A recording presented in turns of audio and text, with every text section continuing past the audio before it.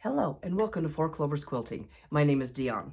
Today it is May 16th and I'm just starting on the May project. I've got to get a wiggle on. And I should be cleaning my sewing room. There's junk everywhere, but I don't wanna. So we're gonna dive in. This is the May project. It is Doug Lico's Antler Design Crown and Anchor pattern. Let's see if we can get a little, there we go. So too many windows and we're getting a little glare. Crown and Anchor. It looks really fun. And it takes, the size I'm going to make is, it is the throw and it takes 20 fat quarters. Haha. Went to my fat quarter closet. Here is a pack of 20 called Bliss Bold and Bright from Northcott. I've had them forever, so they are probably MIA out in the world to buy. But here they are. All these bright and fun, just modeled looking prints. I just love them. So I'm going to start today. I'm going to bust this baby open and start ironing. Pressing. I call it all ironing. You know what I mean, right? Okay. I think I'm just going to use a white background for behind like the flying geese here. And I've got a whole closet full of white. So that's what I think I'm going to do. So I'm going to bust this out and start because I only have 2 weeks left to get this bad boy done in May. Let's see. Excuse me. This pattern has sizes for a runner, 15 by 60, a throw, 60 by 75, which is the one I'm doing, and a queen size, 75 by 90. The runner takes 4 fat quarters, the throw 20, and the queen 30. And my background fabric will be 2 1/8 yard. So I should have that in my closet. I'm hoping up there somewhere. I have all kinds of backgrounds up there. So I'm hoping I can find a little bit of a kind of a textural white, but I'm thinking probably just going to be a regular old white. Let's just bust into this and see what we got. Let's point you down and see if we can open these up and take a look-see. Oh, there we go. I just didn't know if I could get those open without cutting. Okay. Get rid of all this stuff, and here's the backing. Okay, we've got this kind of purple and green. Looks kind of fun. We have this purple. Ooh, this textural dot is really fun. I love those colors. Yum, yum. Then we have this, I always think it looks like an oil slick, you know, where you drop a oil into water and whew, there it goes. Oh, that's fun. Oh, and here's the coordinating one with that one. Ooh. There's that one. These might be kind of fun. I love these colors. Yum. Oh, that turquoise in there. Ooh. Okay, let's see. Here's their coordinating one. And a dotty one that kind of goes with it. Yummy. So, I've had these in my fat quarter closet for literally probably 10 years. It's just craziness. Ooh, that's yummy too. I think I like them all. Let's just whiz through here and see what I can see.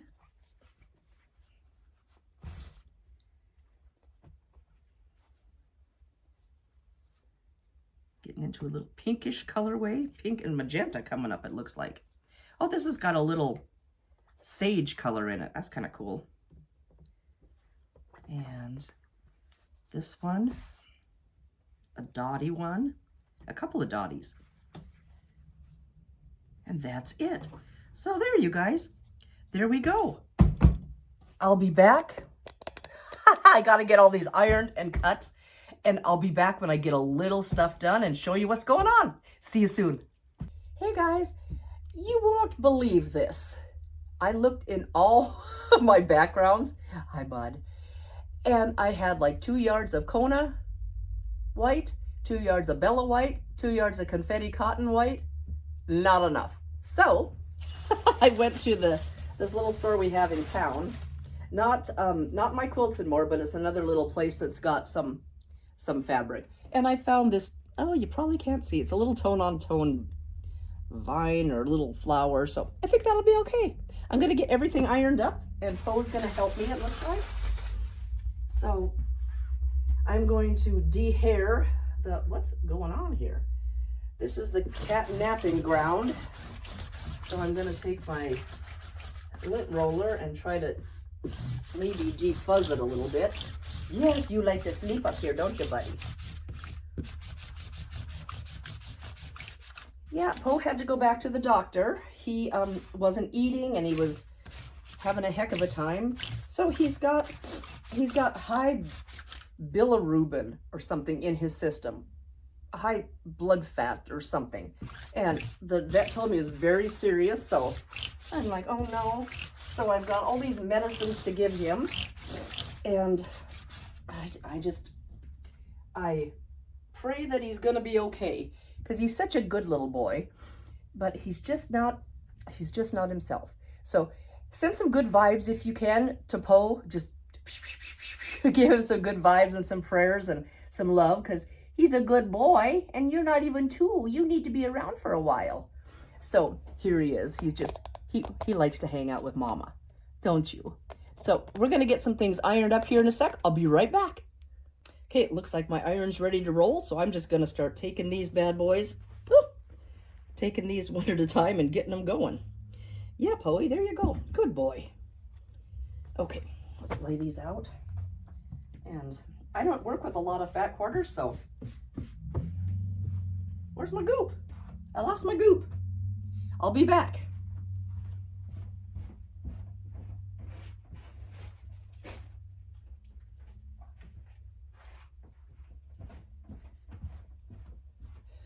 I haven't unpacked from the retreat yet.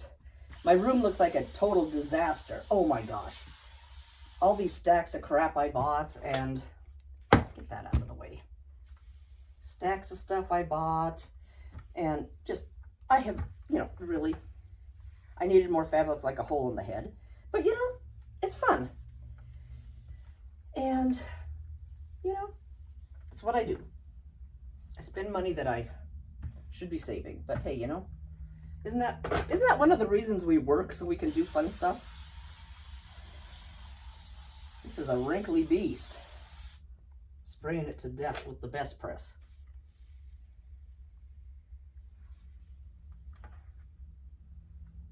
Let's see if we can get this looking a little bit better. And it looks like every piece is cut the same, so I can probably, well, I can probably do 4 pieces at a time. So that means if I get it right, it's great, but if I get it wrong, then I have 4 pieces that are wrong. So maybe I'll start with 1. So I'm just gonna iron these all up, and I'll be right back. Okay guys, I'm gonna show you how I iron up my yardage. It was a marathon session with those fat quarters because they had quite some creases in there. And there's still some in there, but I think it's gonna be okay.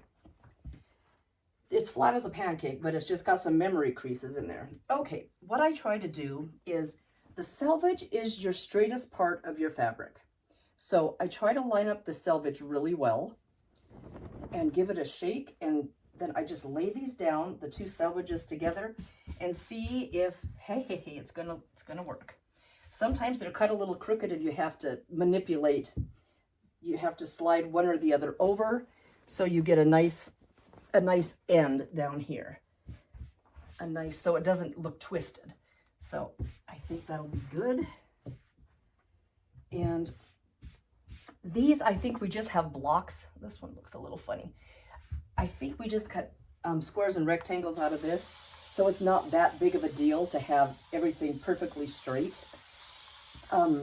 The selvage is perfectly straight. It matters mostly when you need long strips, so you don't have an elbow when you're cutting here. If they're not lined up, then you get a little kink. Instead of a straight strip going, whoosh, you get a little kunk. And, you can work around it and it will be fine. But I just try to take a little bit more care when I know I'm going to just need strips. And this is I'm going to have to cut strips and then subcut them into squares and rectangles, I do believe. So I don't think it's going to be that bad. So I've got this side kind of flat. Then I'm just going to flip that over and just lay it out, smooth it. And you can see where it was creased on the bolt here. So I'm going to try to get that. Maybe you can see it. Yeah, this is my crease. And then here's the crease that it had on the bolt. So I'm running out of best press. Good thing I got a whole new jug. I took that to the retreat, didn't even crack it open. But just in case. Let's see if we can get this memory crease out, kind of. We're putting another crease in, but it's okay. I use that to line up on a line on my mat, so I know that the fabric is on the board straight, the cutting board straight. So that is how I do yardage. And then I just scoot it down and do the same thing again on the next part and the next part. So there we go. We have some white with little tiny flowers for the background, tone on tone. I'll be right back. I have 2 fat quarters here. I'm going to try to trim down to the appropriate sizes. So I don't work a lot with fat quarters, so I'm just going to kind of line these up on the selvage and get a good straight cut. I'm hoping, because these are really wonky. So let's see what I need. It says cut a strip and a strip, and then subcuts. Okay, let's just get this.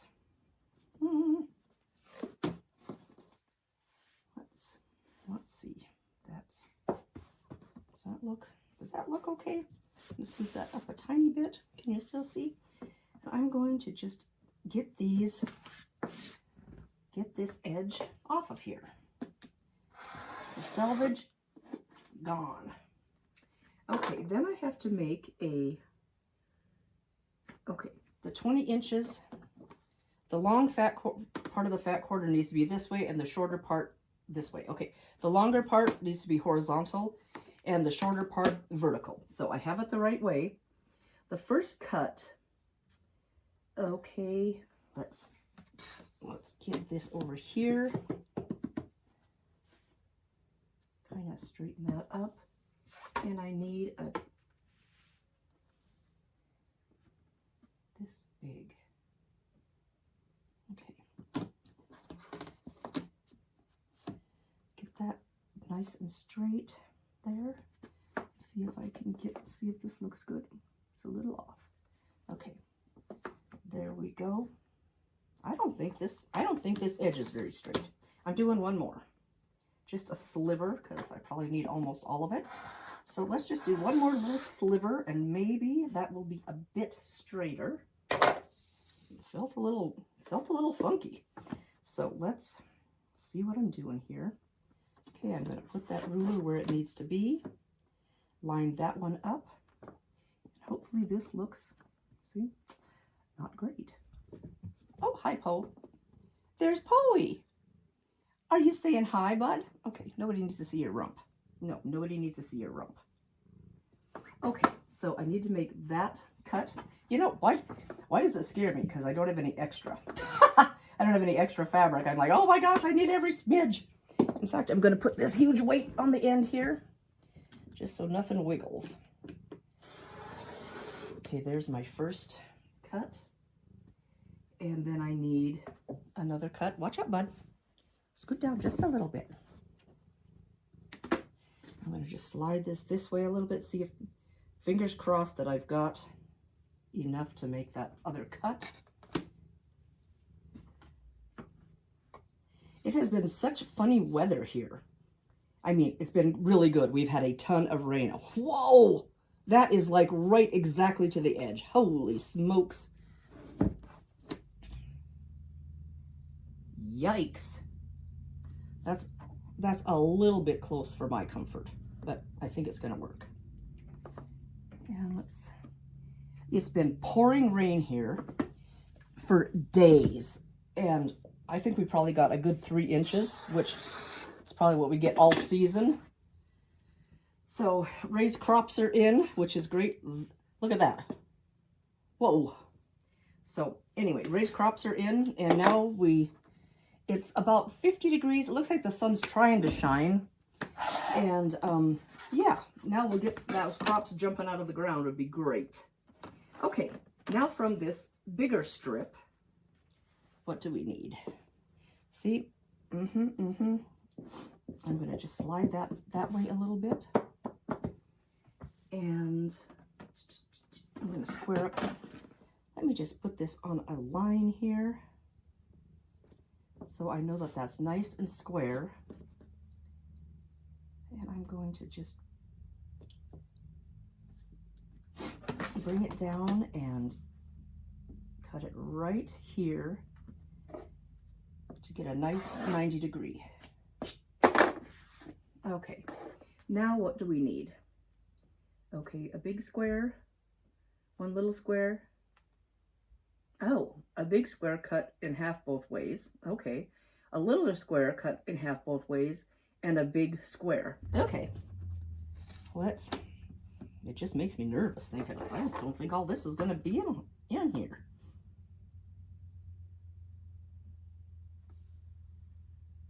Oh, guys, I freaked out. Gotta look at the one, let's put okay. We need one big square and one little square. Okay, whew, that makes better sense, because I couldn't get all those squares out of here. I was looking at the second strip. Okay, we have a big square,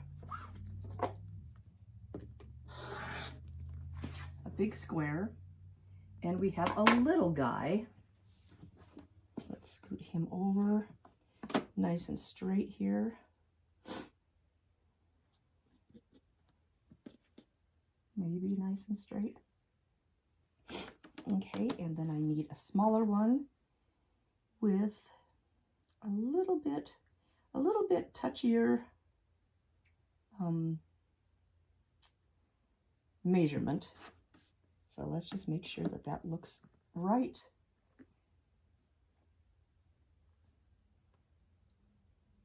I think that looks correct.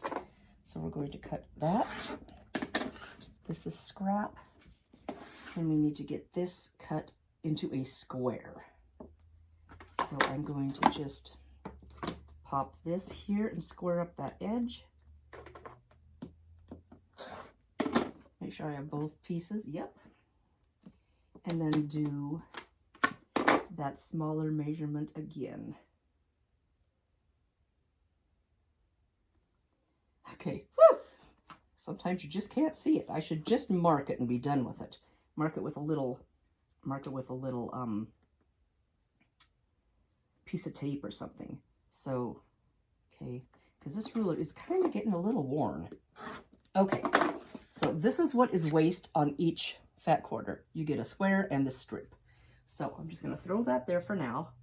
And let me just double check what this says here. The big square is cut in half both ways.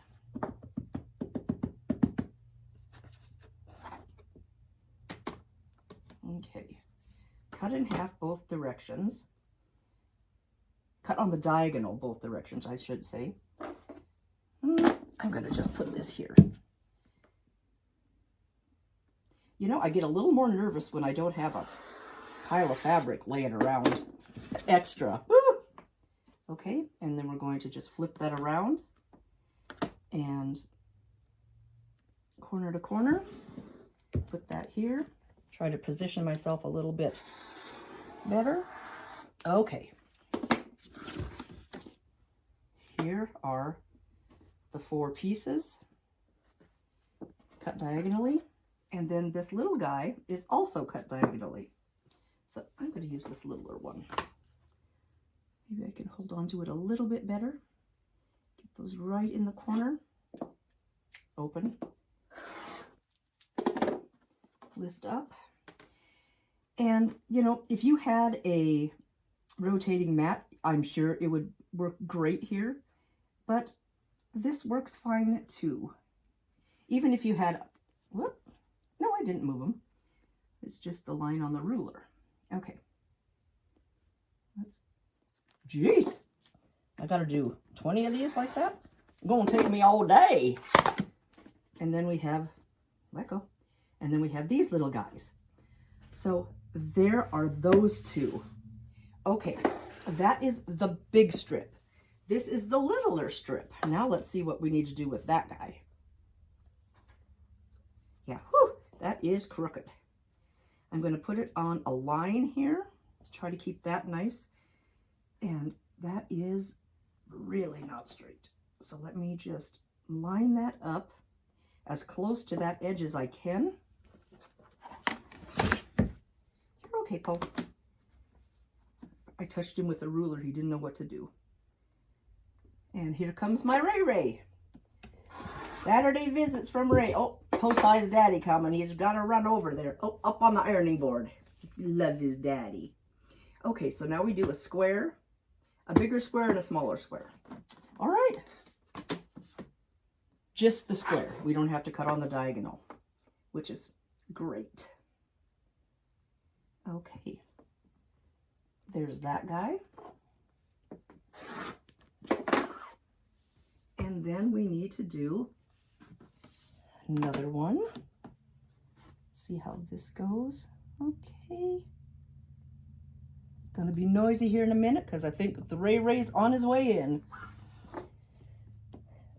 That one, we have this little scrap. And then we got to turn this into a square. So let's get that lined up nice on the bottom. This was that edge that barely had anything. So I'm going to just, here he comes. Got him, I'm locked in. Hi, Ray Ray. Howdy. Say hi to everybody. Hi, Polly. Where's Cromer? Chrome's not here, but everybody's saying hi to you on the video. Oh. Whoops. I guess he's antisocial. Poe's crying. He loves his daddy. And here's this square. Okay. There we go. This is our waist from the fat quarters. We have a little guy. We have a little scrappy square and some strip and a strip. So I'm going to do that with the rest of these 18, and I'll be back to show you the background. I ran into a little bit of a quandary. These fat quarters were cut so wacky that I can't get the one size out, the one strip or the one block I need out of it. So I am not exactly sure how I'm going to do this. So there's that one. I'm not loving life here. I don't want a bunch of seams, but I may have to. So there's this one. And it's not big enough. It's not long enough. So I'm going to have to piece probably all kinds of weirdness going on. So I am going to see what I have left over from this. A smidgen here. That's it. That's going to be basically useless by the time you get a seam allowance in it. So there's that thing. And turn this around. Ooh, this is... I'm not loving this. So maybe you should check that your fat quarters are ample, because these might not have been really great. So there's the one square I need. And I'd like it to be the same direction, you know, because these are going like this. And this could fit there, but, you know, I don't love that. And those are the big full squares. So, do I have to go? I don't want to buy any more fabric. So let me just put that there, take off a ½ inch, and let's see if that will cover the amount I need. It will. Okay, I'm going to go piece. I'm going to have 3 seams in this. It's going to look grody, but I'm going to try. I'm going to piece this to this and this to this. So I will be back, and maybe we'll get the correct size block. So I'm not loving life on that. So I think the same thing is going to happen on these, which makes me grumble a little bit, because this is supposed to be, yep, it's supposed to be this size is supposed to be to here. And look, that was cut really, really bad.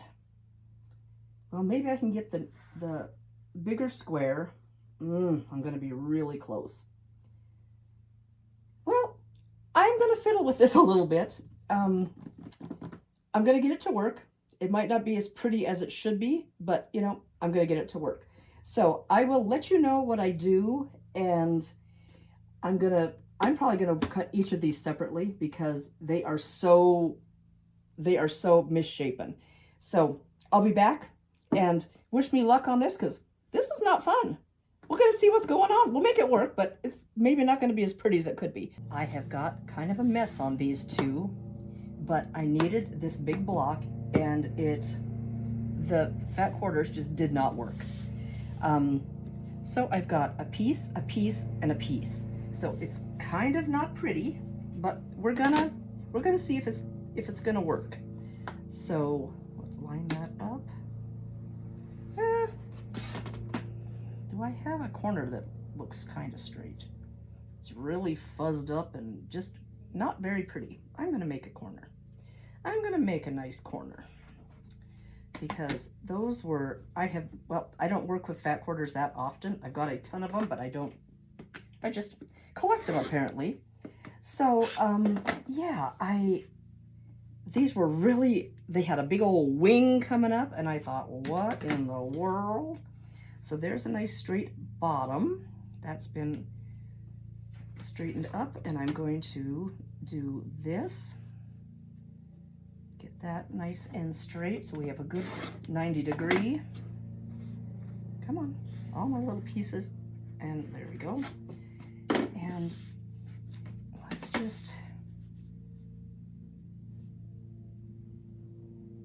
get this looking kind of close. Ray's outside mowing. He's the best. He treats me so good. Okay, that side is correct. Then we're gonna go this side.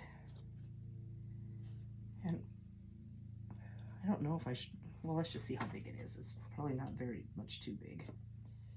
Nope, I'm gonna just trim that little bit off that side and call it good.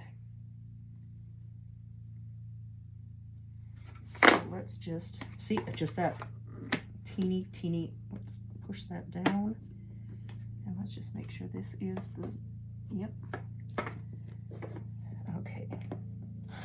Not pretty, but hopefully once it's all in the quilt, I won't be just staring at this. I mean, you can see that it's seamed here. There's a seam here. I had to piece these two to make it long enough, and then a seam there. So not loving life on that one. And this one I just had to do one piece, but still not loving that I had to piece it.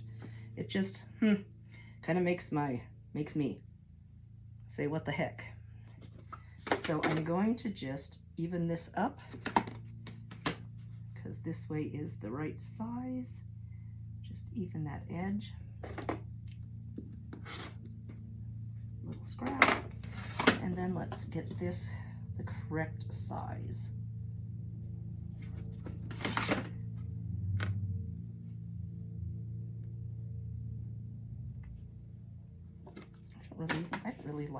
I don't think that's very straight.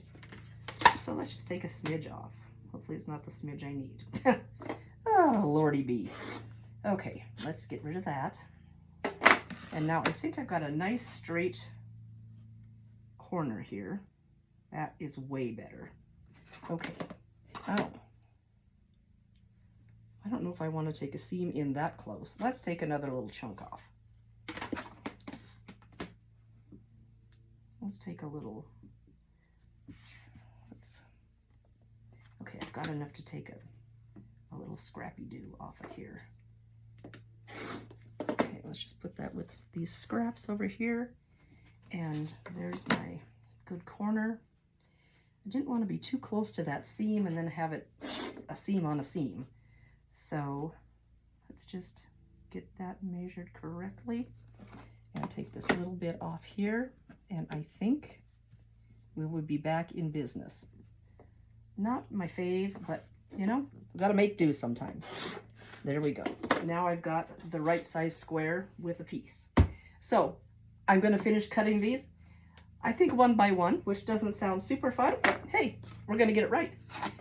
Okay, I am getting ready to cut the background, and excuse me,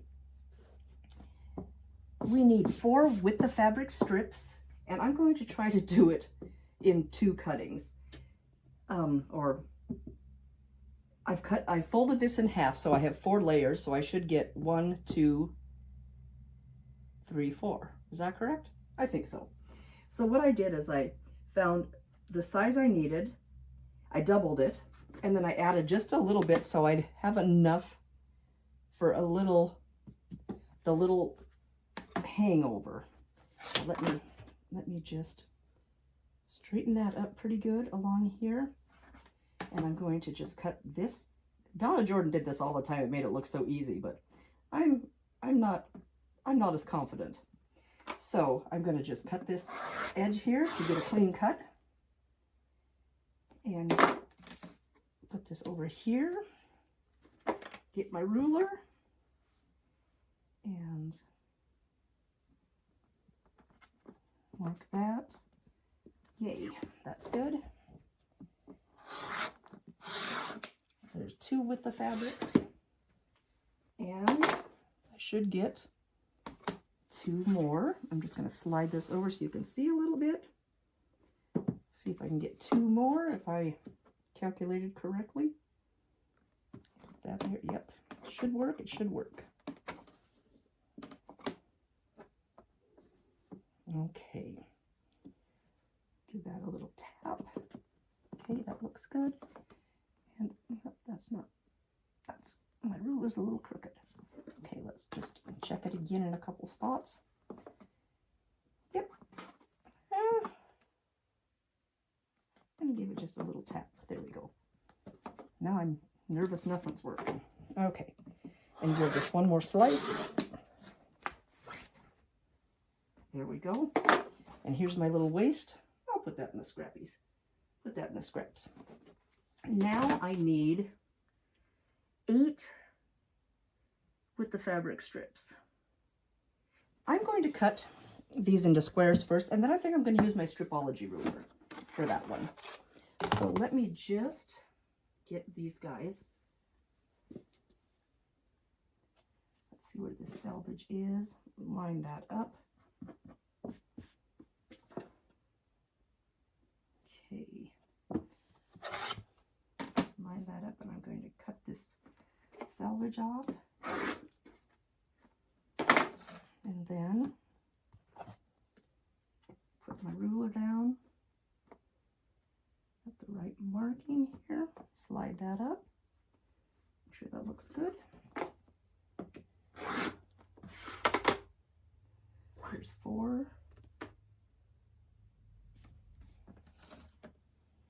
And let's just make sure that's lined up nice.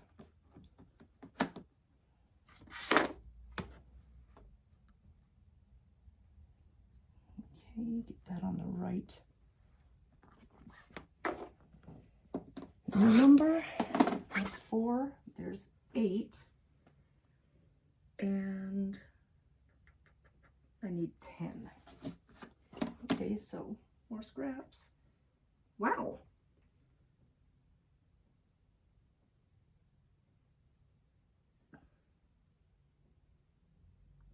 I think 4 with the fabric strips, and I need 10. That seems like I think I cut too much. There's 4, 8.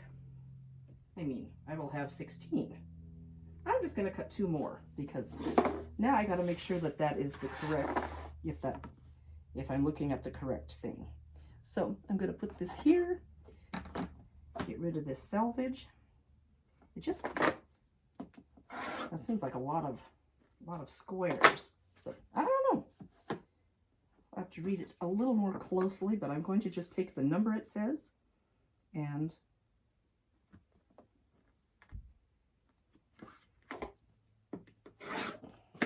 I have a strip and a partial left. So there's the 10 of those, and those look like they get cut they get cut both ways on the diagonal. Okay, so I'm going to just do those. I'm going to just do that and be done.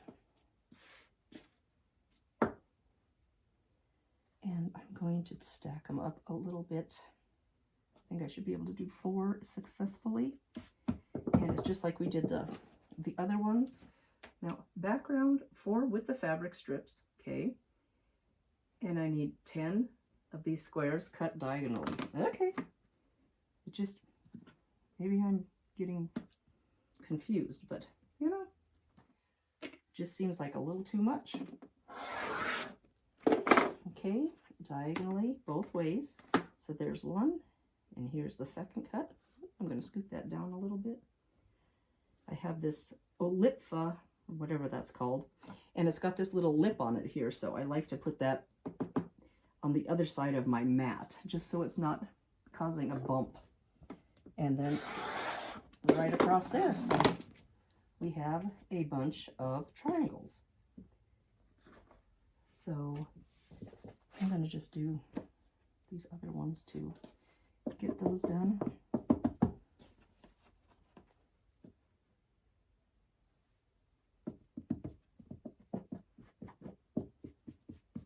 Those look lined up enough? They're gonna be. So let's just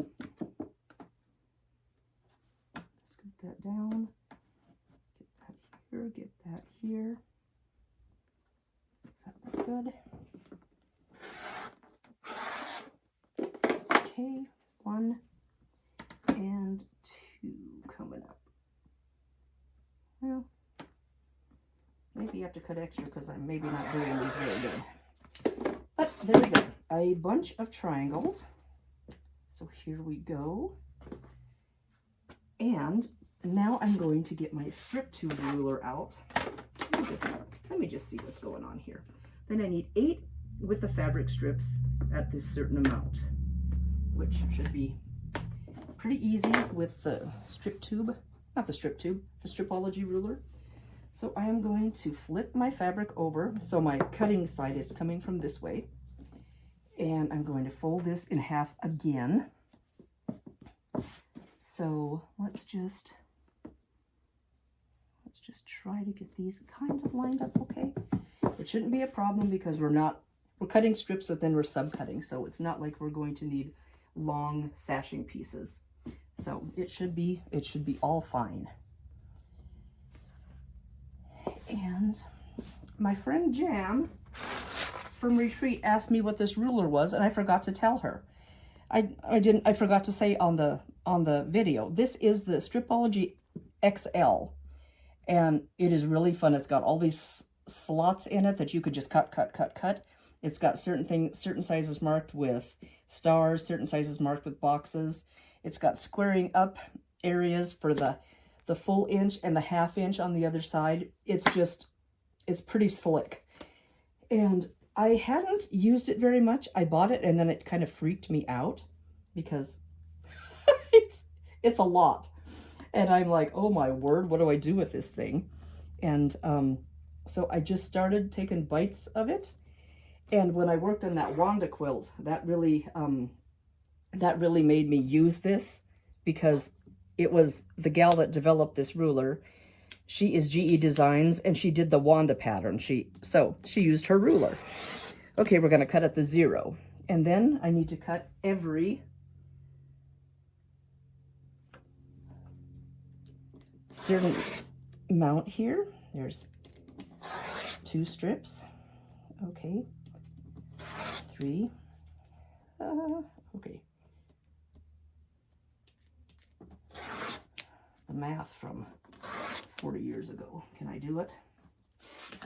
And so we have the little bit of waste here. Oh, you didn't even see that part. The very front I cut in the 0. So I have 1, 2, 3, 4, 5 of these with the fabric strips at the certain amount I need, or the certain size.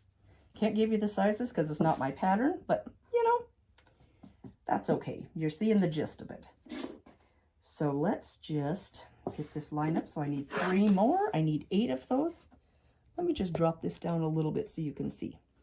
I am putting this number 1 line on the fold of the fabric. The number 1 has a really thin line on this number 1 here. So I like to put that right on the edge, cut my 0, and then cut my, there's 1, there's 2, and there's 3. Is that what I needed? 1, 2, 3, 4, 5, 6, 7, 8. Yep. Okay, scoop that over. And I have 1, 2, 3. So there we go. Then I need to subcut those into squares. And I can do that with this ruler also. So let's just see how these are going to line up. I like to kind of lay them on a line just so everything is matching each other. So everything is straight to each other. These are straight. So I don't know if that makes any sense. Probably not. I'm going to scoot this down a little bit. On the line. On the line. And can I get another one? On the line. Bring that edge up. That one looks a little wiggly. So let's see if I can get all of these cut. Well, I'm going to put it on a different line just because it goes to about 13 and a half inches. So I'm going to line it up with this beginning 0 and with this line here and cut into squares. So we're going to cut off the selvages with this 0.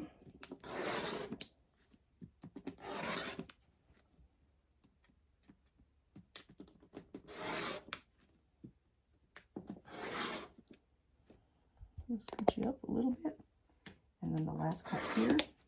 And I'm not sure if I'm going to need those, but get rid of those. All my selvages here. And then they got out of here 2, 4, 6, 8, 10, 12, 14, 16, 18, 20, 22, 24, 26, 28, 30. 30 of those, and I need 80. So I'm going to do the rest of these. I'm going to cut the rest of these and I'll be back when I'm ready to sew. Then I will have everything cut for this quilt. It was kind of crazy because I had those goofy fat quarters that were all wee. So I'll be back when I'm getting ready to do something, putting some things together. Okay guys, I have all the pieces cut and labeled for the crown and anchor quilt. This is piece A, large triangles out of the background. Piece B, a square out of the background. Oh, the cats are in there goofing off. Piece C is a large triangle out of the colored fabric. Piece D is a small triangle out of the colored fabric. Then we have a big square out of the colored fabric is E, and a smaller square is F. So for this section, excuse me, kitties, be good.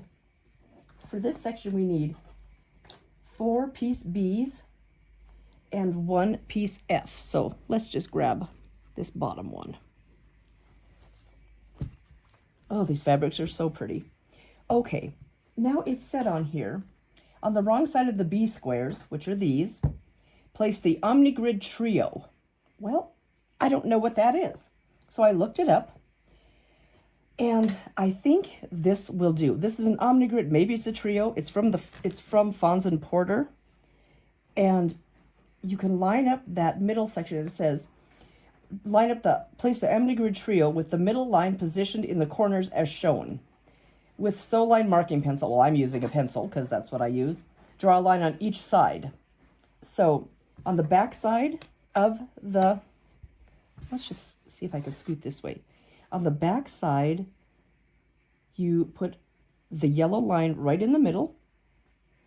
And I like to start from the middle and go out. It's kind of hard going that way. My fabric kind of bunches if I pull it from the far side. And that wasn't very good. But we're gonna just try it.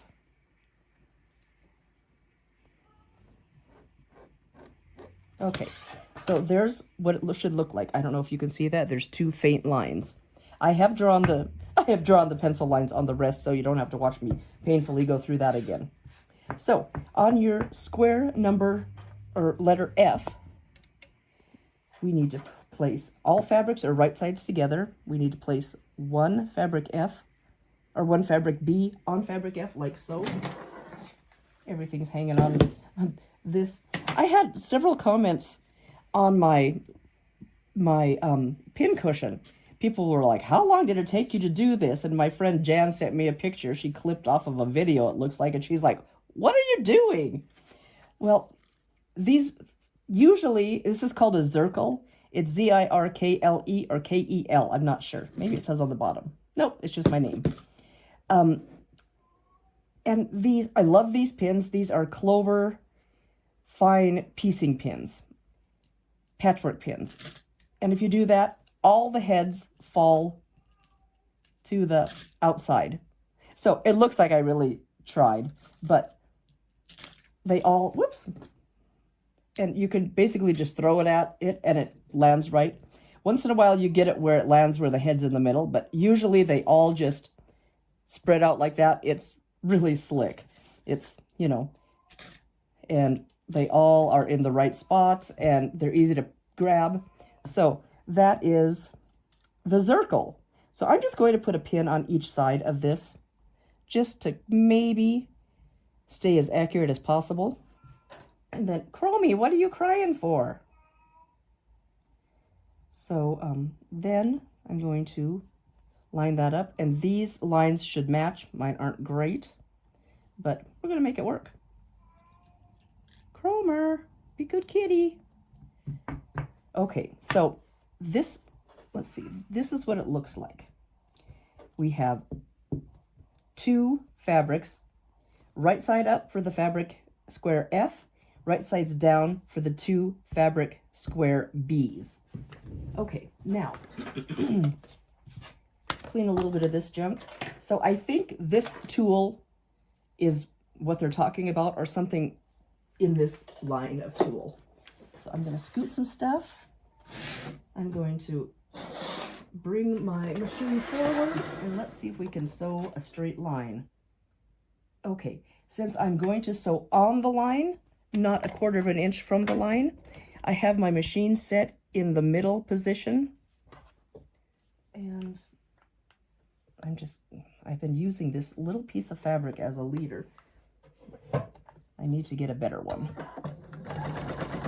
And I have my needle stopping in the down position like I usually do, just because if you ever stop sewing, it doesn't make a jump, a jiggy jag.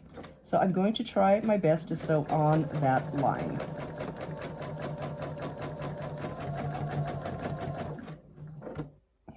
That was kind of funky, but I think I must have not done a perfect line.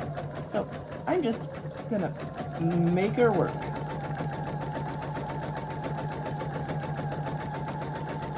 So here we go.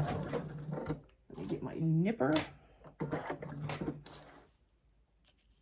And we're gonna go right down that other side. Same thing. Oh, I better get my little leader. I need an ender and a leader so I don't have to keep clipping this bad boy off.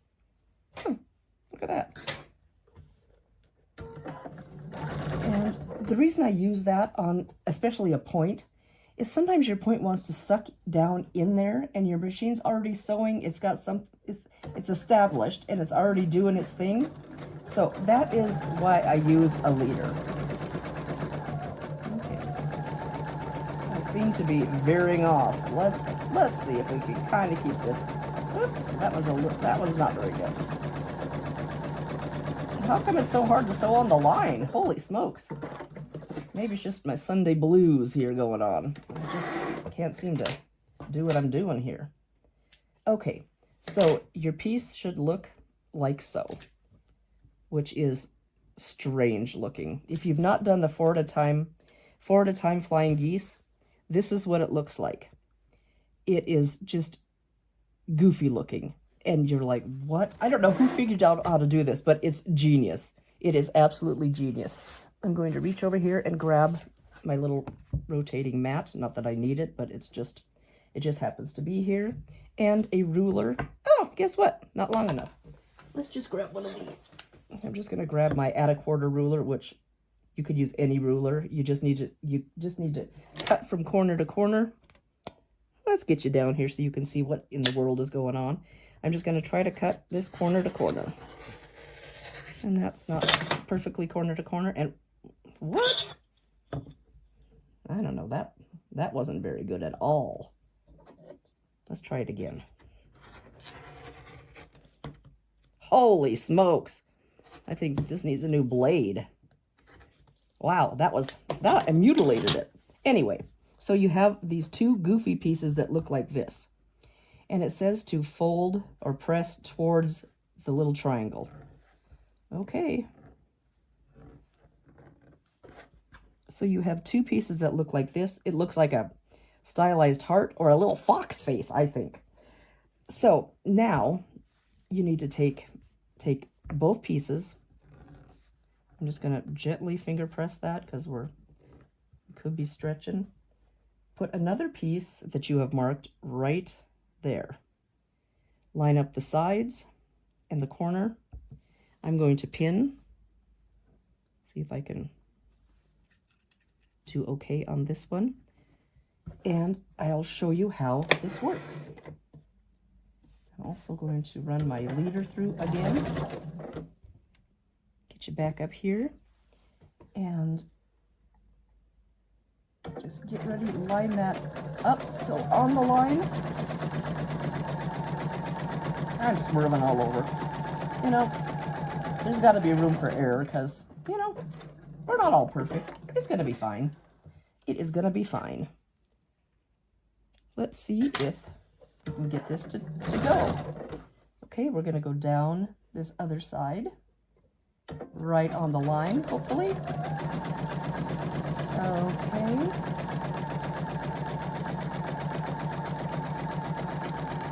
Here we go. Okay. Take my pins out. I'm going to cut this little leader off. Okay, so you have a piece now that looks like this with these flappy doos. So I think I'm just going to cut with my scissor. Do I have a scissor here? Nope. We'll try this rotary cutter again, although it didn't do great last time. I'm gonna bear down on it. Let's see if I have any strength. Excuse me. Not through that double seam, I didn't. Oh well, kind of sloppy. Kind of messy, but it's in the seam allowance. So you have two pieces that look like this. You flip this bad boy up. There you go. A flying geese unit. And you get two of them. When you place that other corner here, that other square, cut it, you'll get 4 flying geese units out of those 1 big square and 4 little squares. So that is really cool with 0 waste except for what you have to trim up. And I did scour this sewing room looking for my flying geese tool. Now, where did it go? Excuse me. This cold has been so rough on me. It has been not joyful.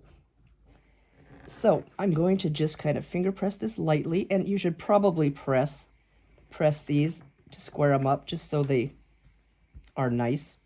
So you didn't even see what I did. I finger pressed that other side open, and you should probably just press them to get them good. And we have, this is the Creative Grids Ultimate Flying Geese tool. I hope you can see that. And, excuse me, this tells you, the book tells you, or the pattern tells you to square them up to a certain size. So I wanted to just make sure before I did anything that finished size is F. So this is trim 1, it says right here. Hope you can see trim 1. And I go to F. I'm going, where is F? Hopefully this looks okay. So there's F. You place that little peak right in your goose nose. I think that's what it is. And you trim and trim. So, I'm going to use this funky blade. Trim. Okay, let go. Oh, I'm having a time. This was supposed to be my great sewing day. And I'm not doing great.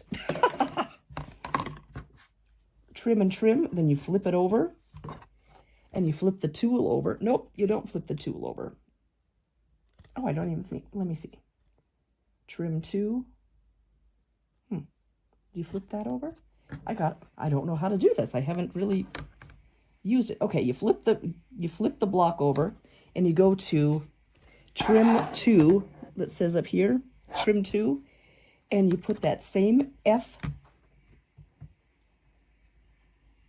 template right in the goose nose, and you trim and trim again. Trim and trim again. Ah! Oh, phew, it's just that edge. Love it. So, there we go. A beautiful flying geese block. And in the pattern, it does say, Doug Lico's the writer of the pattern, it says Doug tip. You will only use half of unit A for the front of the quilt. The other half will be for the back. So I guess you only need 2 of these. So I'm only going to square up 2 of them. How about that? Maybe that's kind of cheating, but you know, when the back of the quilt comes around, we'll figure that out. So I'm going to square up this other one. Well, let's just do it. Let's just do it. I'm going to press that back with my finger, try to get a good crease there. And we're gonna do trim 1 again. So trim, oh, that's trim 2. Trim 1, and you put, I don't know if you can see this F block. Oh, E, that's E. The F block here in that white line is where I need to put it, right in that goose nose. I think it's supposed to be a goose nose. The flying, oh, but look at that. It doesn't line up very good. Let me look at the back of this. I don't know. It doesn't line up very good. Well, I'm going to trim it anyway. Let's see if this will work. See, I've got the line lined up, but it looks like if I've got the line here, look how far off it is over here. That I'm off by that much. I'm not liking that. So I'm gonna just maybe take that stitch a bit deeper. I'm gonna try that. Let's see if that works. I'm gonna just try to do that stitch a bit deeper, and I'm gonna bypass where I started, and I'm going to make it backstitch. Oh, you probably can't see what I'm doing. I'm gonna bypass where I started, so I don't want any more bulk up in that point. So I'm going to just take this a bit deeper. I don't know. I'm making stuff up as I go.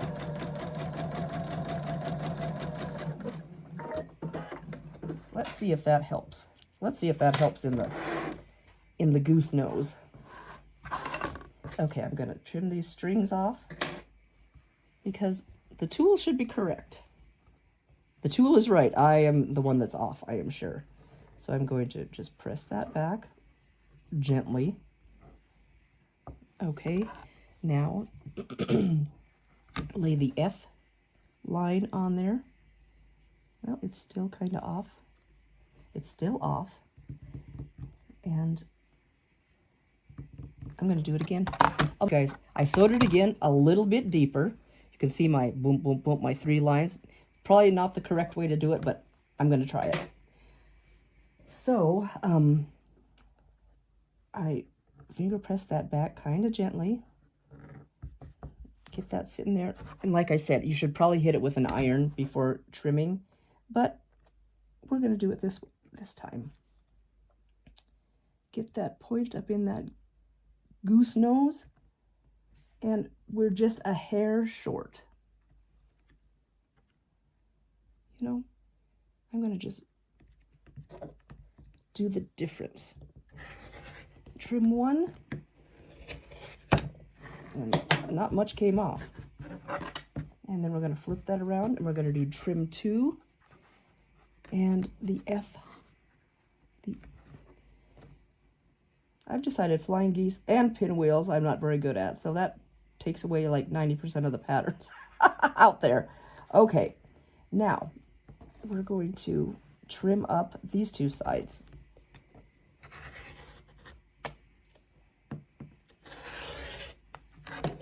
And I should probably trim these up when I'm standing because that would be a little more leverage.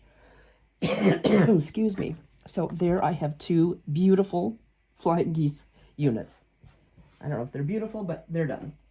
So close my rotary cutter. Let's just see what the next step is. I think we have to join those. Yeah, we have to join those two here. Join those two flying geese, and that's what it says. Yeah. Okay. And it should be a square. So let's just see if we can get these going. Take that off. Okay. Now I'm going to put one on top that I can actually see where those threads cross, because that I need to be on this side, on the right side of those crossed stitches to save your point. So I'm going to just pop a couple pins in there and just see if I can get that looking approximately like it should be. And get a couple pins in there, scoot you up a little bit so you can maybe see. I've got this right, kind of not in the best position. Okay, so we're gonna stitch 1/4 inch away. Oh, that's part of my problem. I need to scoot that over to 1/4 inch. I was sewing right in the middle. So here, let's start again. That's better. 1/4 inch. I was sewing right down the middle to ensure that I stayed on that line. I didn't have to think. Now I'm gonna have to ease it out just a little bit so I don't lose that point, because something's not just perfect. And we're gonna finish strong. Okay, let's see what this one looks like. Up with you, machine. Okay, let's take a little look-see at the flying geese. Hey, look at that. And my point is intact, which is great. I probably could have gone a little bit closer, but you know, I'm calling it a win. And I am going to probably, well, does it tell us which way to press? Up. Press, dropping things. The pattern says to press up towards the top goose. So to press up, I'm going to finger press it. I put the top goose on the top and flip it back, and that seam allowance should go exactly where you want it, which is to the top goosey goose. So there we go. And this should be square. So I'll hit that with an iron and do all the other ones I have to do, and I'll be back with the next step. Yay! I've got some sewing done. I didn't think it was gonna work today. Just want to let you know, if you don't have this Ultimate Flying Geese tool, they tell you how to square it up. So don't worry if you don't have this tool. I just had it and I was on the quest to find it. So it was in the middle of some UFOs. I knew I was using it on this one piece of fabric that it's an old piece. It's kind of a funny story. It's like a zebra print crazy fabric that is burgundy gray and white. Really crazy. And Mom made me a jumper, like just out of it in the 80s. And I found that fabric in a bunch of fabric stash, and I said, I'm making something out of it. And it's a UFO. So this is what I found it with. And I looked there and I said, it's got to be here. This is the product I used it with. And I just had it all stacked up. And I'm feeling under there, seeing if anything is stiff. And I'm like, maybe I moved it, scared to break it. And I looked and looked and looked. Finally, I went through the UFO pile piece by piece. Well, the one of the UFO piles piece by piece. There it was. Yay! So you don't need this to do this quilt. Just letting you know. Okay, the next step after you get your geese sewn together, your matching geese, and squared up and ironed, is to do this kind of the legs of the star. Like it's a half a star. So I've oriented it like it shows in the pattern. Big color square across from a colored square, or big colored triangle across from a colored triangle, a big background triangle and a teeny guy of the same color as the big block. So it looks as if we sew it like this. This to this. So just a little tiny seam on this guy. And there's that, and then this to this. So I'm going to do that, and we'll see what we get. Is it going to work? And then there's kind of a funky trim up that you do on it. Whoops, sorry about my hand again. Okay, let me see if that's right. I've got strings everywhere. Yep, I have the correct sides together. And I'm going to just pop a pin or two in just because it's kind of how I roll. And get out to that tip. Okay, I'm going to just get this sewing since we're going to have a couple of points down here. This shouldn't be bad though. Yep.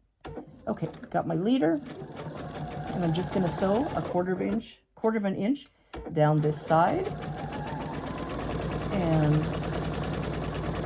see how this turns out. This has been kind of a challenge. I don't know if I've just been super sleepy or what, but holy smokes, I've had a heck of a time getting some of these pieces to work. And it's probably just user operator error. And then I'm going to put this other little tiny guy, this little tiny triangle, on one of the colored triangles. Okay, now let's see what this looks like. It just seems so funny. Okay, now that square or that triangle, I keep calling it a square. What the heck? That triangle is like that, and this is like that. Okay, this is what the unit looks like. It is kind of crazy. And now let me see how it tells you to press. It looks like it presses straight around like this. So I guess this one goes towards here. So I'm just going to finger press towards the color. And it looks like we're going to have one that's pressed towards the dark, or towards the light. So I pressed this way and this seam this way. So we're going in opposite directions. I'm going to flip that up. We're going to nest this middle seam, and then we're going to see what we get. Get that so it feels really butted up. Pop a pin right there. And let's get these two. Like I said, I'm having a, be careful, this is all on the bias, so try not to give it any tugs or pulls. And I'm gonna just do a couple pins in here just so it doesn't get too stretchy. And then we have this little bloop, done. This little tiny piece here. Okay, let's pull this together. I need my little leader because I don't want my point to suck in.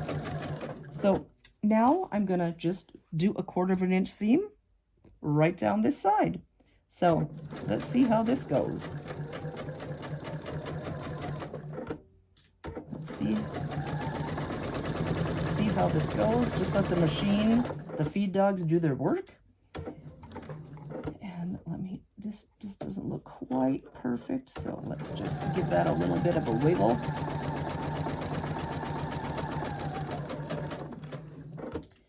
And onto this side. And you don't have to sew all the way, I don't think anyway. I'm just going to, well, there's nothing to sew to. So I'm just going to sew to the end of this the little tiny triangle that's underneath that you can't see. So we're going to do that. And let's take a little peek at this. It's rather interesting to me. And this is what the piece looks like. It is a goofy little piece. So the seams need to be pressed in a clockwise direction. So I'm going to press that that way, this way. So it's the dark is going to be pressed to the light, which, it'll be all right. And my point looks really good, so I'm kind of happy about that. This is down, and this one's down. Or this one's... Oh. Well, I think I need to pop one of these seams back here so it makes a 4-patch. Is that how it goes? Yes, it needs to spin one of these seams. Spin the seam, that's what I'm trying to say. So, and then it presses that way. So we have the seams being pressed in this, and you just pop the back 2 stitches off of there, and that'll lay flat as a 4-patch. Okay, it needs a little press because it's got a wiggle to it. And then we have to trim this off. So it's a rectangle. It doesn't have these flapperdoos. So I am going to go hit this with an iron and see how to get that trimmed up right. I have everything pressed, hopefully like it's supposed to be. I've got the seams kind of spinning around and my centers opened up.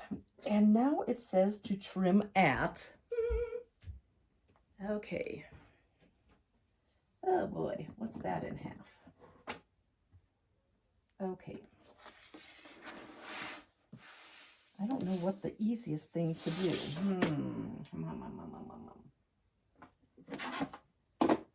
What is half of that? Okay, it will be this measurement right here.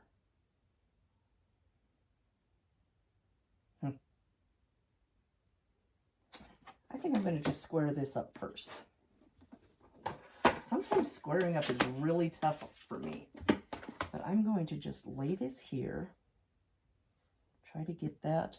Can you see what's going on? Let me scoot a little bit this way. I've got all my UFOs stacked over here. Yeah. Pieces and pieces and parts. Okay, so I'm going to just take a smidge off this edge, and I just moved everything. Let's try it again. Take a smidge off this edge, try to get that straight. And I'm just going to, does that look about right? That's what I'm going to do. I'm going to just take off a tiny bit there. And then it says to measure down X number of inches. Okay, so do we want to do it this way or that way? I think this way. And let's measure down. Well, it's actually as wide as this ruler. Oh, that might work. And this ruler has a 45 on it right there. Cool. And that looks like maybe it will work. So I'm going to do that. Measure down what they said. Put that 45 on my seam. Oh. I hope that's right, because there it goes. Okay, now this part, I need to take a smidge off of each side. So let's just see here. I'm going to try to center that up and just take a smidgen off each side.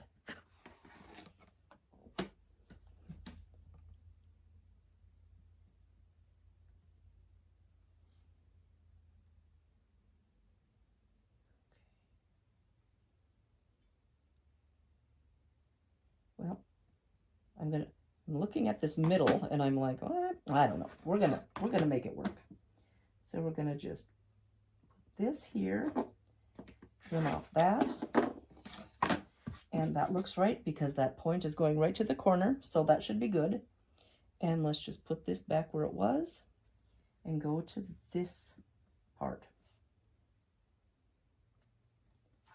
Okay.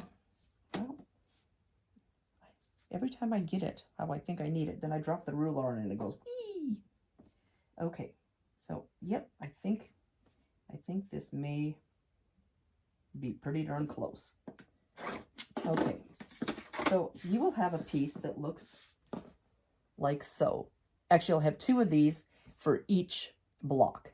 So I'm going to make the other one, and then we're going to put it all together, see what we get. Okay, this is how the block goes together. We have the flying geese unit going up. We have these two pieces that we just made that are cut. They're kind of funky pieces with the matching big block. And this, of course, I picked one of the big blocks that I had pieced because my fabric was kind of funky. So this to this, and this to this, those two together, or these two and these two, and them together. So however you want to do it, I'm just going to flop this over, and we're going to look at it. I think I'm going to put this side up because it has seams that I'd like to pay attention to. So I'm going to just give this a couple pins and give this a couple pins. See what we have going on here. And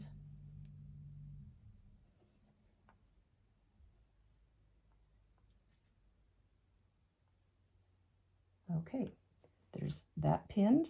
And then I'm going to flop this over and give it a couple of pins. I've got this seam down here that I'm just going to pin flat, or pin, because when I go this way, that might flip. So I'm just holding that down with a pin. You probably won't have to do that because I had to piece that block. So, kind of funky. And then I'm just going to give it one pin right in the middle. Okay, let's see what we got here. Let's see if we can get this block on its way.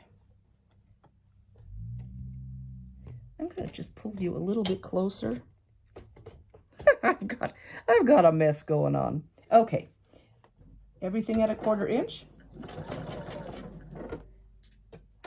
Let's just give this a whirl. See what we have here. Okay, let's get that lined up right. Make that seam allowance go the way you want it. Okay, and give that a little shimmy to get that in order.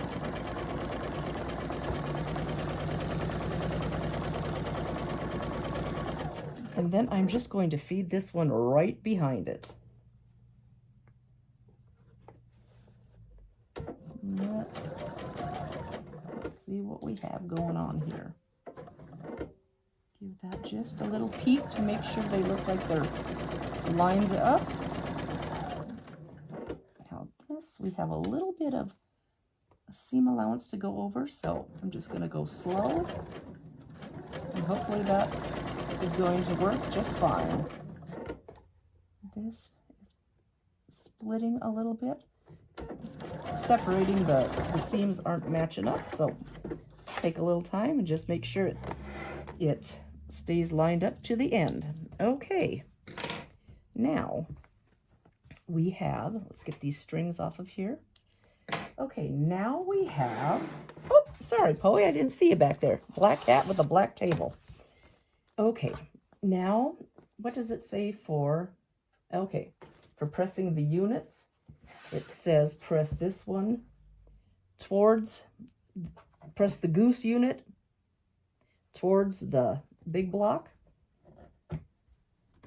And, you know, my goose point is pretty close. It's right there, but just give it a pull. Iron it really well. It'll be fine.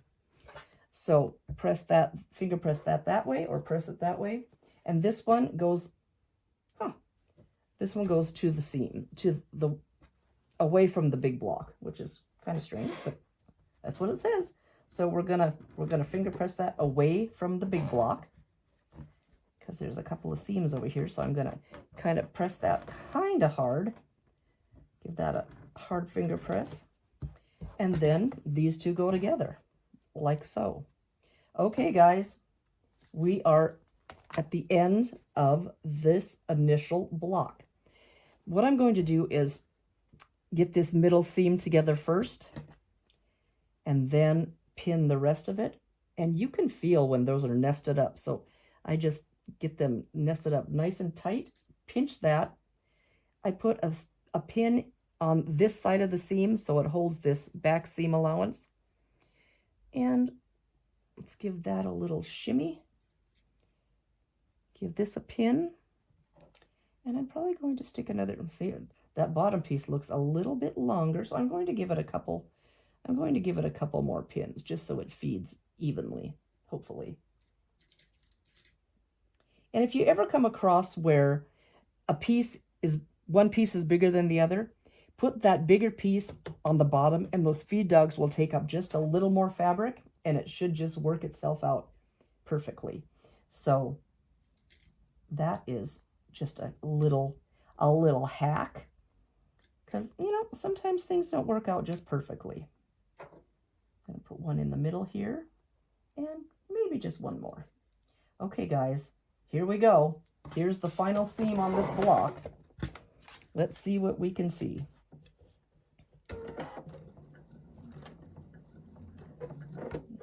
Okay, get in there, buddy. Okay, here we go. It looks like they're right even. Looks good. Give that a little shimmy.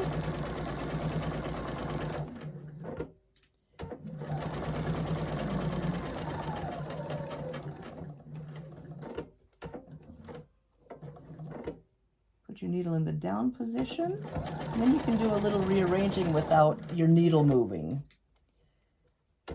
Okay, hi, Poey. Are you coming to see? We're almost done, then we get supper. Whoop. A pattern and a cat are going off the edge. Okay. A little bit more. And I like to sometimes pull that down just so that end stays nice and even. Sometimes it likes to wing a little bit. Oh, I thought I had a weird pin in there, but I don't. I'm a little distracted tonight. Maybe I'm hungry. Okay. Let's see what this looks like. Fingers crossed, guys. Fingers crossed. Okay. Hey. Now, which way does it want to press? Oh, we're pressing around again. So this one goes this way, this one goes down. No, I don't think it matters because it's not going to be able to go all the way around. I don't know what I'm saying. I'm just going to press down. I'm going to press this seam down because there's less opposing seams there. So that's my plan. Hey, and that looks pretty good. I don't know. If this worked out, it was just pure luck. So my point is intact here. My point looks pretty good. Whoop! My point is intact here, and my point looks pretty good there. My join looks decent. So, hey, there's the first block. You know, I told one of the girls at work today, I said, I don't know, this has been kind of a trying quilt. Maybe I'll make a table runner, but this part tonight wasn't too bad. A couple of strange blocks, how they go together, but it wasn't too bad. I was a little nervous about it. So, one block down, 19 to go. See you soon. Okay, guys, I have the top 2 rows put together, and I've got the bottom 3 rows put together, which I have marked with my little clips on the upper left-hand corner. So what I'm going to do is take, this is my piece that needs to flop down onto my bottom part. So I'm taking off this clip, and we're going to bring this up and over. Okay, I've been doing a ton of pinning on here because we've got points that we need to match and all kinds of good stuff. So I'm going to just give this a little shimmy shake, and I'll show you a little bit pulling strings that I shouldn't be pulling. And Chrome's coming to visit. She's kind of moving in. So this is that one piece I had to piece. So I'm going to just get these lined up. And I like to put a pin in the front of it. And this, I'm going to run it through my machine this way so that seam will still be going down. Perfect. I go to the end of the block and match it up with the end of the block on the other side. And just pinch that really good so you can feel if those are nested right together. And I put another pin right there. Then I deal with this block right here. Looks like a string in the middle. It looks like not much going on, but this side has 2 points. We have this point and this point that we need to tend to. So I'm going to put a pin here. This is kind of in the middle part, and I'm just going to put it right on that seam allowance that might flip when we're running it under the machine. This looks good. It's just 2 straight pieces. So I'm just going to pop a pin right there. Now with these little guys, if all the points were on one side, that's the side I'd sew from, but they vary. So what I like to do is just stick my pin through on the front side, if I can, right through where those pieces cross. Well, you know, I might have to do it this way because I'm having bad luck. I'm just going to stick the pin right where those threads cross, and then I'm going to just put it right down in it like this, right on that same pin, and it should be right at the crisscross of those seams. So hopefully you can see it right where my pin is, right where those seams cross. It's going to go right here, right in this apex. So I'm going to do the same thing with this one over here. Now this one is a little bit harder because the seam folds over it. So you just kind of have to fiddle a little bit. So I'm just going to poke a pin until I get it where I want it. Well, that is pretty darn close. So I have a pin poked through here, and then I'm going to close that seam up like the seam allowance is going. I don't know if this makes any sense, but this is how I've been doing it, and it's been going okay. And then I'm just going to leave this guy floating there, just hanging out. And then I'm going to go to the next block and the next block and do the same things. I'll be back when I get this whole 2 pieces pinned together. I have everything all pinned together, the last 2 sections, and there's a bunch. So I'm going to just start getting this under my needle. I've got my leader started, and we're going to just set that right up there, and off we go. I have got pins sticking up all over the place because I guess you could mark it with a marking tool or a marking pen, and this has been working okay for me. So I'm just kind of, here's that pin where I need the seam to be on this side, the right side. So I'm just carefully pulling the pin out that secures, and then trying to pull the pin out that is my crossing point for my stitches. So here's another one, and we're gonna just kind of hold that there. It's got both pieces of fabric, and we're just gonna aim towards that, pull that pin before we get there because too much stuff going on, and needed to pull that pin too. There we go. Okay, this is smooth sailing through here. I love that. The cat's up here. We got everybody hanging out. And it's a pretty long seam. It's 4 blocks by 5 blocks, but they're pretty big blocks. So this one we can see, but I had to pin match. We had 2 V's coming together, so I poked a pin through the front V and poked it through the second V. So hopefully all these points meet up in the exact spot I want. I haven't been doing perfect, but you know, I'm gonna call it good enough. Because hey, it's handmade.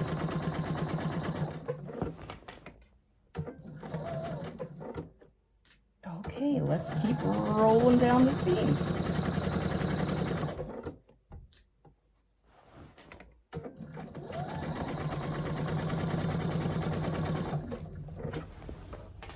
Sorry, Chromie. Okay, now this one is a little funky. I've got this holding the seam down, and I've got this to where I need to go. And hopefully that looks right. And this one actually shows the point, so I love that. You can just stay to the right side of it, and I had to veer off a little bit, but it'll be okay. It'll be okay. Make sure this seam is going the right way. And we're getting down there. A block and a half to go, it looks like, or so. Okay. That one's holding the seam, and this one is telling me where to go.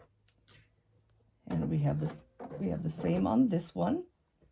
We've got the seam. Yeah, I've kind of got that a little lumpy, but I'm just going to take that pin out and put my finger there. So I'm going to point right to my fingernail, and hopefully that works. Okay, guys, we're getting to the bottom. Well, I thought it was only a half a block left, but it's about a block. These, like I said, these are big blocks. Okay, here's another one of those goofy pins sticking straight up. So let's see if I can maneuver that a little bit. Oh, I must have been doing a pin match because I can see the tip here. I can see the triangle here where the threads cross. So I'm just going to use my seam ripper to put that fold down, and I'm going to just pull that right when I get there, and that one. Okay.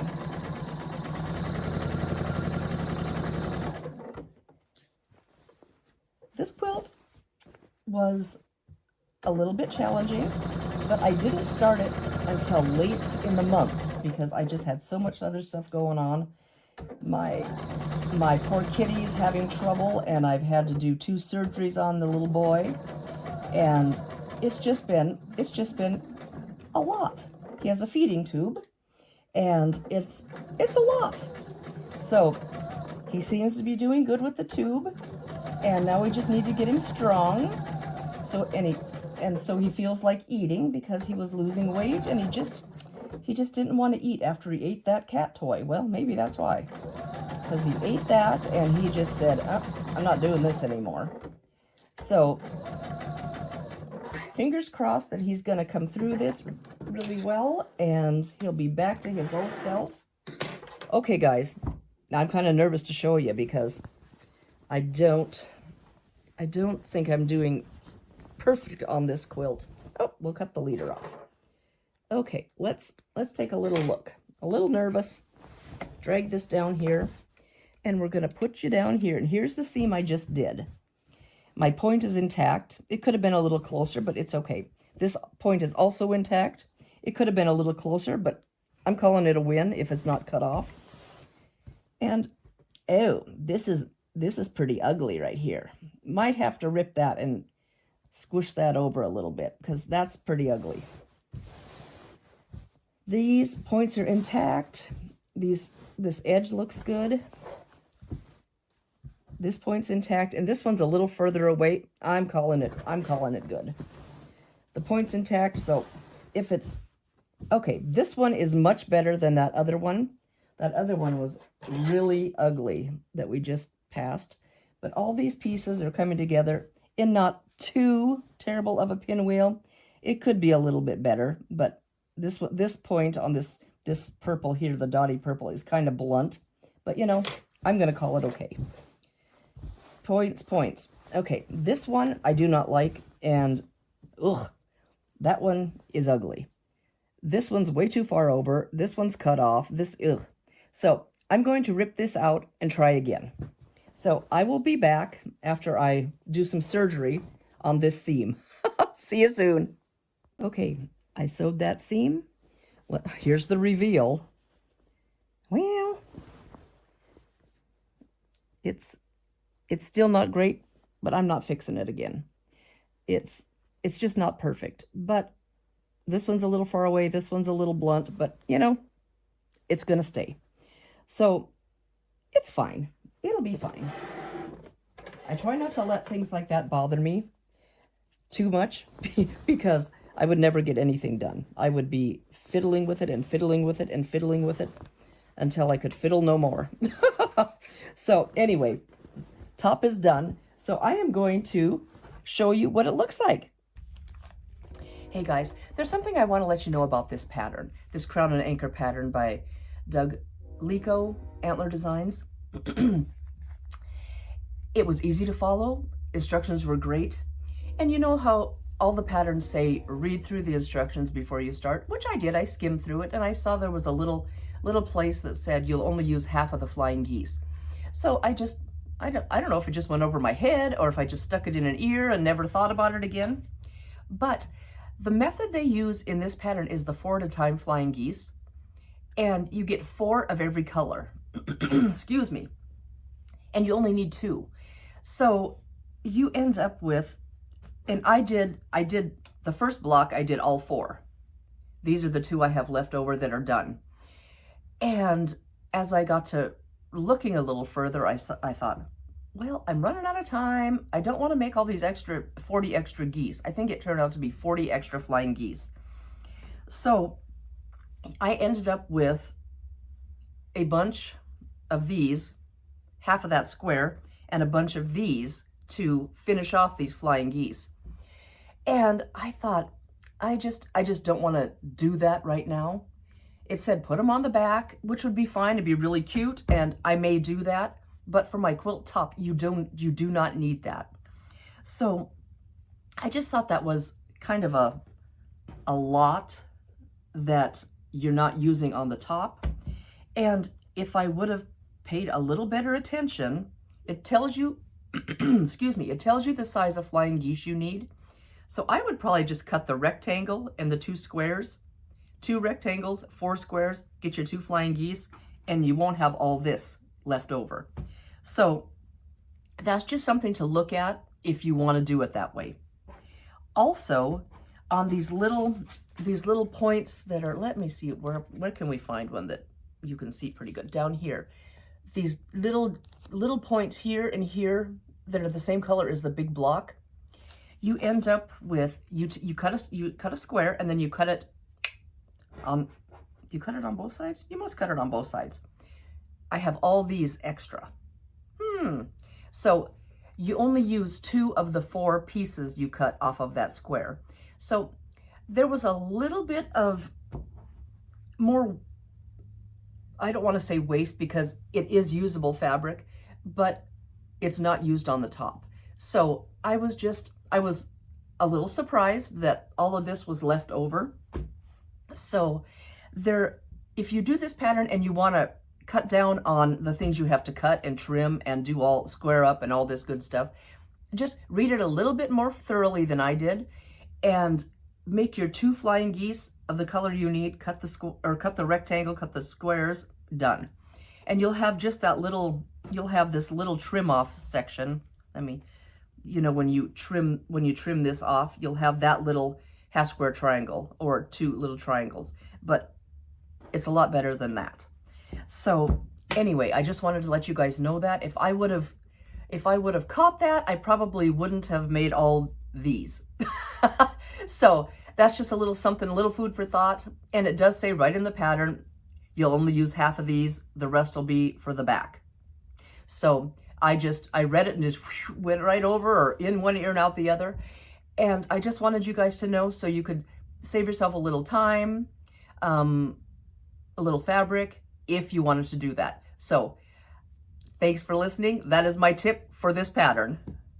As you can see, I have the quilt top of the crown and anchor pattern finished behind me. I think it turned out fairly well. It did pose a few challenges. Some came from my fat quarters because they were cut a little wonky. Others came from the pattern, which is Crown and Anchor right here by Antler Designs. There were a lot of pieces that weren't used on the top, which I found a little bit, just a little frustrating, I guess. And I mean, you can always use those pieces, but you know, sometimes you just want to use what you cut and go from there. So there's a few things I wish I would have paid a little bit closer attention on. Like on these magenta points here, all the fabric is going vertically. I planned that, but not all of them worked out like that. Like this fabric is going horizontal and this fabric's going vertical. And had I caught that in time, I would have changed that. But you know, it's okay. It's okay, isn't it? And like over here, there's this block up here and this block over here I had to piece.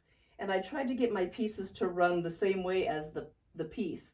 So there were just a few different challenges with this quilt and the block and the fat quarter. So I'm going to chalk it up to experience. The top is done. I think it turned out fine. I think it's pretty. And what size is this bad boy? It took 20 fat quarters and it is 60 by 75. So it's a good size. And I'm not doing anything with the top right now. It's just going to be rolled up and put with the rest of them like I do. And I'm going to step out of the way and let's just take a little closer peek. Let me get you just a little bit closer and look at these blocks. They're big blocks. Whoops, I didn't get that one pulled over very good. Pretty colors too. So here we go. And, oops, sorry, Polly. He's standing behind me. So there it is. It's a pretty good sized quilt. So there's just a little closer peek at the Crown and Anchor quilt. Thank you guys so much for coming along on this Crown and Anchor quilt top journey with me today. It was definitely a quilt I'm glad I did. It was a little bit of a challenge, but it's definitely doable, and the blocks are big. When I first started, I thought, maybe I'll only do 5 and do a table runner, but I got it done. I started a little late and there were different challenges, so I thought, oh man, you know, am I gonna get it done? But I did, and I think it's fine. It turned out all right. So it's just sometimes along the journey you have a hiccup or two and it just doesn't turn out to be your favorite quilt, but I think it's fine. It'll be fine. So thank you guys for coming along on this journey. Please like, subscribe, share, drop me a comment below. Have you done this pattern? Have you had any issues with your fat quarter bundles? Have you done a quilt that ended up with a bunch of extra pieces that weren't for the top? That was just odd to me. I've never run into that. Have you guys ever come across something like that where you cut a bunch of extra pieces that aren't for the top? Because that was strange. I thought that was kind of strange, but you know, it's all fine. It's all good. And when I get around to quilting, getting a back on it and quilting it, I'll probably finish up those, I think it was 40 extra flying geese. So I'll get around to doing that, and I might do a little make little squares or something out of those extra triangles that we had, 2 extra triangles from each that matched these guys. So we did a square that we cut out, and we cut out a square, certain size square for this, and the square, and you cut it on the diagonal both ways, and you use 2 of them, and the other 2 were for the back or for later or for something else or for your scrap bin. But it posed a few extra little challenges that I guess I wasn't expecting. So let me know if you guys have done this, if you would like to do it. That would be great. Let me know your experience with any other patterns that were maybe not what you expected. And that might have been my fault because I read through it, but I didn't register. But it's okay. We got it done. And, you know, once it's completely finished, it will be loved and it'll keep somebody warm and it'll be great. So, you guys, thank you so much for coming along. Please like, subscribe, share, drop me a comment. I'd love to hear from you. And anything you do helps my channel out, so I am so appreciative. I'd be honored to earn your subscription, and thank you so much for coming along on this Crown and Anchor quilt journey with me today.